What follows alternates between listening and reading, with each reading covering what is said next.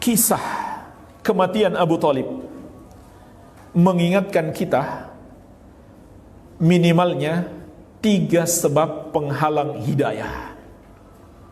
Jemaah sekalian, ini pelajaran penting sekali.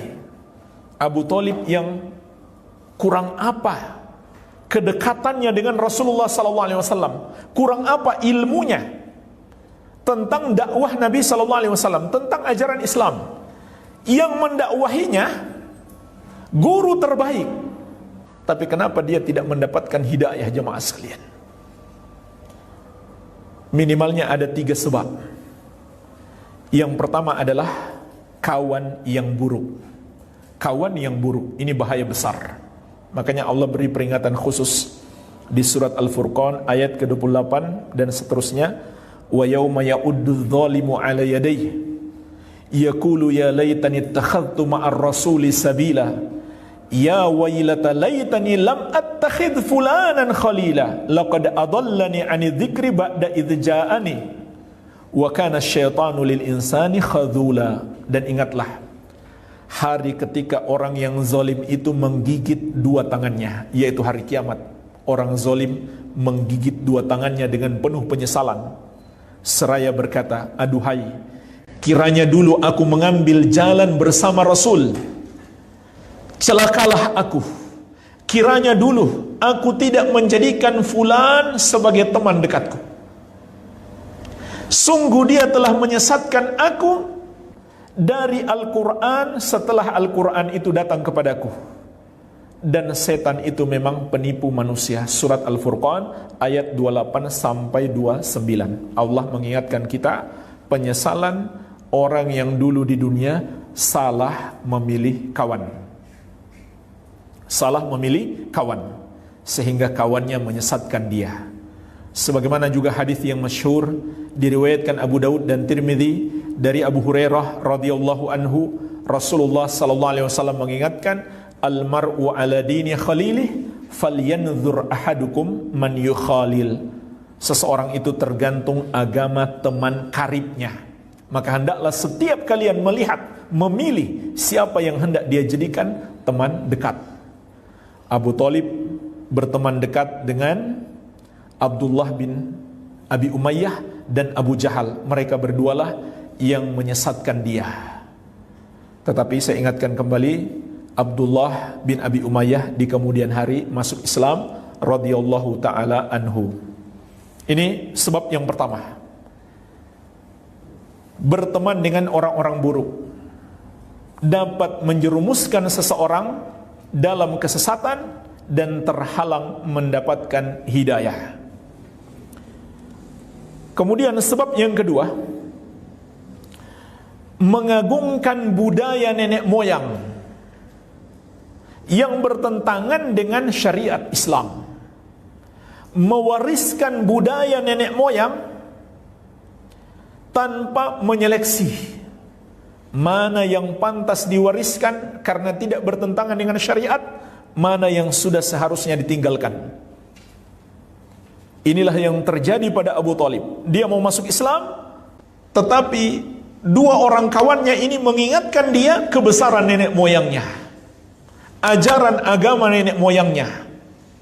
Maka dia pun bertahan demi mengikuti ajaran nenek moyangnya.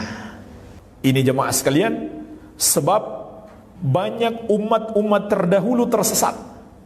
Ketika para nabi dan rasul mendakwahi mereka, maka mereka menolak dengan alasan beda dengan ajaran nenek moyang. Ini bahaya besar. Makanya dalam banyak ayat Allah ingatkan, di antaranya di surat Al-Baqarah ayat 170.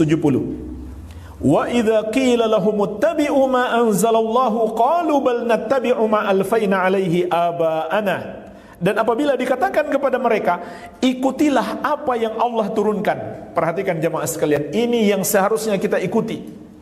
Apa yang Allah turunkan, yaitu Al-Quran dan Al-Hadis.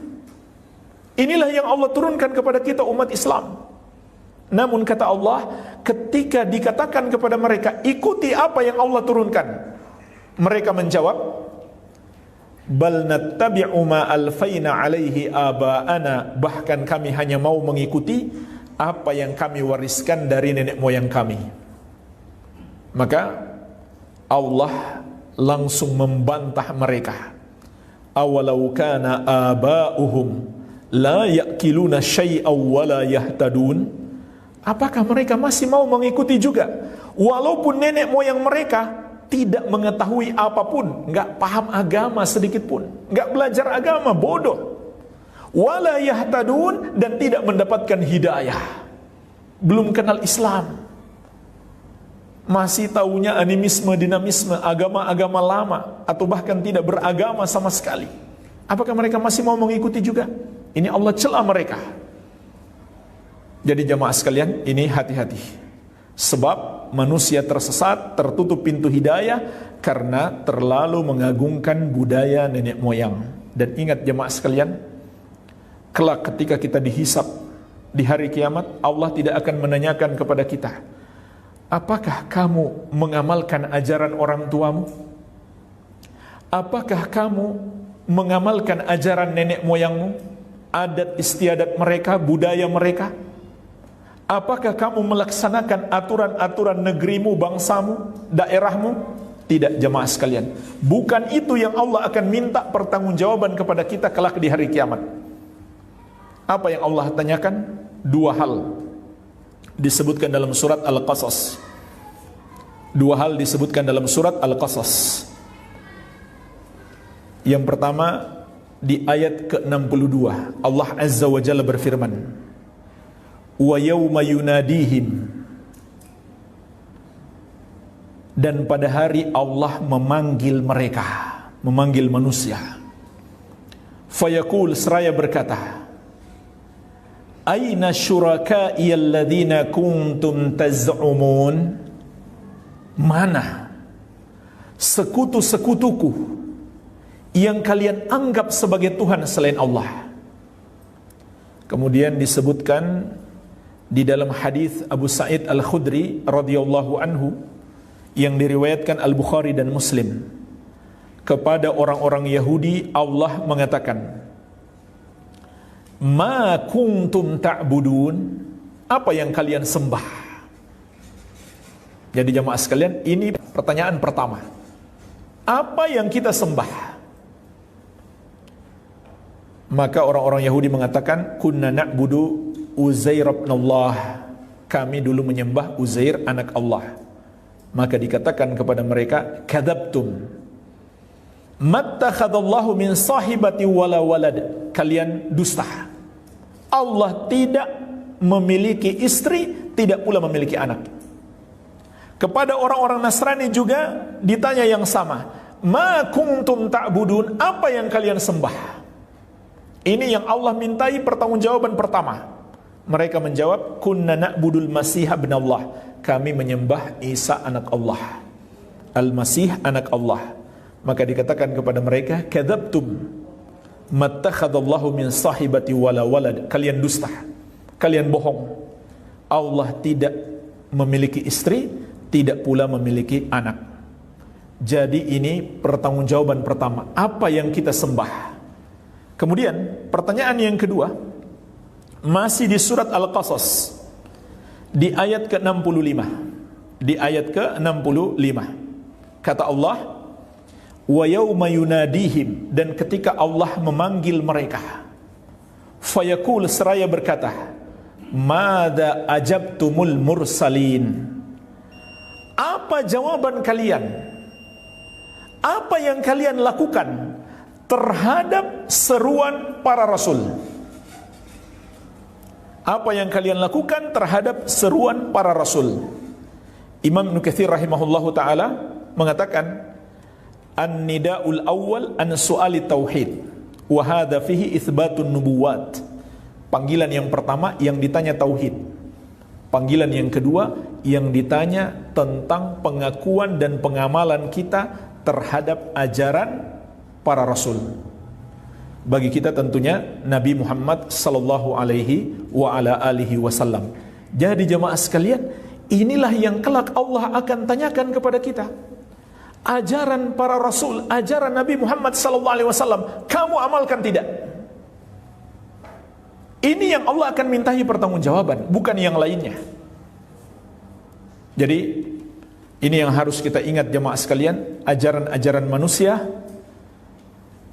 bukan yang Allah perintahkan kepada kita, tapi apa yang Allah turunkan kepada para nabi dan rasul, yaitu kepada nabi kita yang mulia Muhammad sallallahu alaihi wa ala alihi wasallam. Baik, ini sebab yang kedua.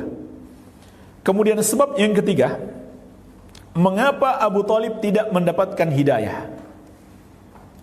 Karena takut celaan manusia. Takut celaan manusia. Dan ada syair terkenal disebutkan oleh Abu Thalib tentang mengapa dia tidak masuk Islam. Walaqad alimtu bi anna dina Muhammadin min khairi adyanil bariyah dinan laulal malamatu aw hidaru masabbatin lawajadtani samham bidzalika mubina.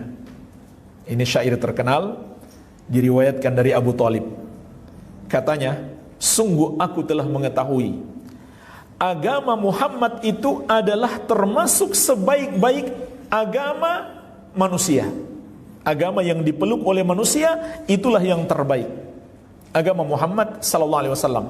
Kenapa dia tidak masuk Islam? Laulal malamatu aw hidaru masabbatin lawajadtani samham bidzalika mubina. Kalaulah bukan takut celaan atau menghindari cacian orang, maka aku akan masuk Islam. Perhatikan jemaah sekalian, ini diantara sebab manusia tersesat. Kenapa amalan yang tadinya dia amalkan dia tinggalkan? Karena orang-orang mencela dia, mencaci dia, memusuhi dia. Kenapa dia tidak mau mengikuti yang benar, masih mempertahankan tradisi? Karena takut dikucilkan, takut dicaci, takut dicela. Oleh siapa? Oleh keluarganya, masyarakatnya, siapapun itu. Oleh karena itu di surat Al-Maidah ayat ke-54, di antara sifat orang-orang yang Allah cintai, kata Allah, wala yakhafuna laumata laim, wala yakhafuna laumata laim. Mereka tidak takut di jalan Allah celaan orang yang mencela. Jadi jemaah sekalian, hati-hatilah. Ini di antara sebab utama manusia tersesat atau tidak mendapatkan hidayah adalah 3 sebab yang telah menjadikan Abu Thalib tidak mendapatkan hidayah, padahal sebab-sebab yang lain agar dia mendapatkan hidayah itu begitu besarnya. Dia tahu Islam, bukan hanya tahu, yakin kebenaran Islam sebagai termasuk agama terbaik katanya. Subhanallah jemaah sekalian. Dekat hubungannya dengan Nabi Muhammad SAW. Tapi semua itu tidak menyebabkan dia mendapatkan hidayah, karena ada penghalang-penghalang tadi. Maka ini sangat berbahaya.